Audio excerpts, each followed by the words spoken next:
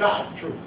Not what you think. It's not predicated on what you feel. So the first thing we do in putting on the armor is we find out what God thinks about this matter as far as we putting on the armor. Because we have to, what God thinks is true.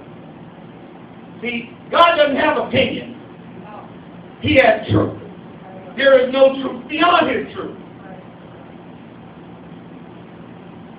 So that's the first thing we do. That's the first place we should go, is to God. God, what do you want? What do you think about this? That's right. Do not go to anybody else. Don't go to some ungodly person looking for truth. You might get facts, as y'all remember. Fact is not necessarily true. Come on.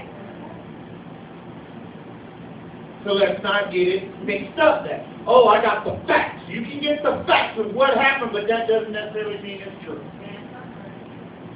Because God's truth is true.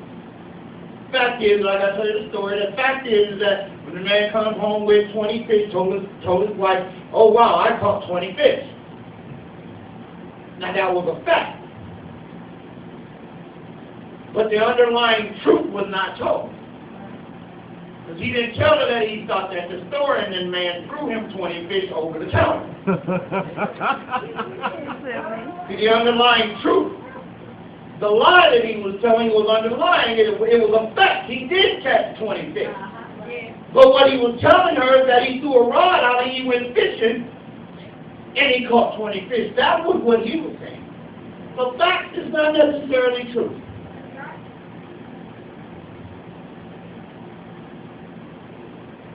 So, Paul then goes to the principle that we're going to talk about today. And that was just the background on last week about the belt, about girding up your loins. So we got our belt on. So the next thing in the armor, he says at the end of verse 14, put on the breastplate of righteousness. He said that we have to ask ourselves, what is righteousness? What is righteousness? Now the title of this sermon is, and I know y'all waiting on the title. Come on with it. Don't hate, just wear your breastplate.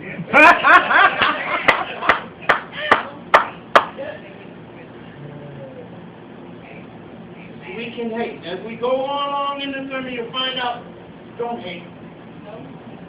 Just wear your breastplate. So we ask, the breastplate of righteousness. What is righteousness, first of all? Look, righteousness is a standard that God requires for people to become acceptable to Him. See, it's not predicated on any other standard except what God requires for people to become acceptable to Him. That's what righteousness is. Righteousness is a standard that God holds, and that standard is predicated on the first part, truth. So righteousness is the standard that's predicated on the other standard, which is truth, who God is. So again, we ask, what is truth? Remember? Truth is an objective standard in which reality is measured. It is not predicated on how you feel or what you think about it to determine whether it is true. Truth don't care what you think about it. Meaning truth don't care whether you feel like it's truth or not. It's still true. We don't like to believe the truth. We don't want to hear what, like we say, what the doctor says. Come on. What did the doctor say, Daddy? Not much. Well, that's what you want to predicate it on.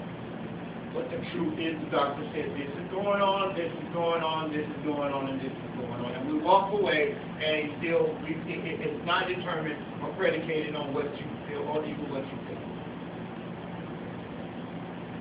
Truth stands alone. Okay.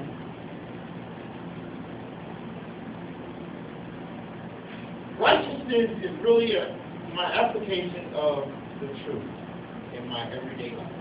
Righteousness is applying truth. Wow. So he said, put on the belt of truth.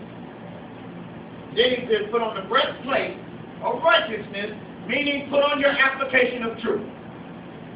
Of he's truth. And the only way you can apply truth is to be with him and to have him, because he is truth. There is no standard. He set the standard for truth. There is no, you can't go and get, like I say, you can't go and get any second opinion on what God says.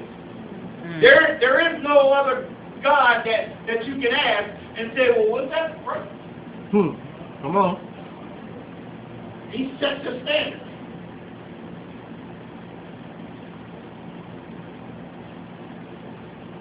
Truth is the informational base that tells me what the right thing is to do. The truth tells you what the right thing to do. We know when we walk in truth, it's telling us the truth. The opposite of righteousness is what? Wrongness. Wrongness is functioning, operating, or thinking in opposition of truth. If we like to function and we can think in opposition, like I said, we walk in wrongness when we don't function and operate in truth. Meaning when we take truth and say, forget the truth, I'm going to do what I want to do anyway. Come on. I know what the truth is, but I'm going to do what I want to do anyway. So we function and we operate in wrongness. Now, the truth is whatever God says about the matter. So righteousness is my response to God's truth. And in basketball, the goal is 10 feet high. And that is the standard. Now remember who set the standard. That's the standard. Now if you lower the goal, you've done what? Lowered your standard. Lowered your standard. The standard goal is 10 feet high.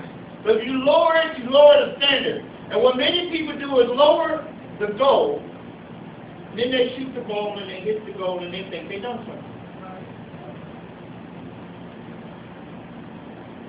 But they didn't even operate on the standard. So when it comes down to reality, the truth, the standard was not even met. Come on. They lowered the goal. Jim Beam. I hit it. I don't know if y'all seen that commercial. What they say they call their little boy, their little 3-year-old boy, how to dump the little boy, and it was a witch call commercial. The little boy dumping in, and she looked at him like, okay, see, that wasn't true. Okay. Go get him. Oh God! And so they didn't operate on the standard. They adjusted the standard to a level that they can be happy with. See, that's what we do with God. That's what we do with truth. We adjust truth to a level that we can be happy with. Meaning, like I said last week, we tend to just want to believe our lies. We adjust everything to make us comfortably happy and make it look like truth. When it's been adjusted. And though they make themselves okay, but that wasn't even the standard. That's not the standard. And that was it's what you call a negotiated standard. We know about negotiating. Come on. That means something in some way, and we want to make it our way. We meet in the middle and we negotiate it. But see, God's truth and His standards are perfect. They're not changeable. Non-negotiable. We don't negotiate God's standard. It is what it is. We can't lower His standard. So that means we got to meet this standard.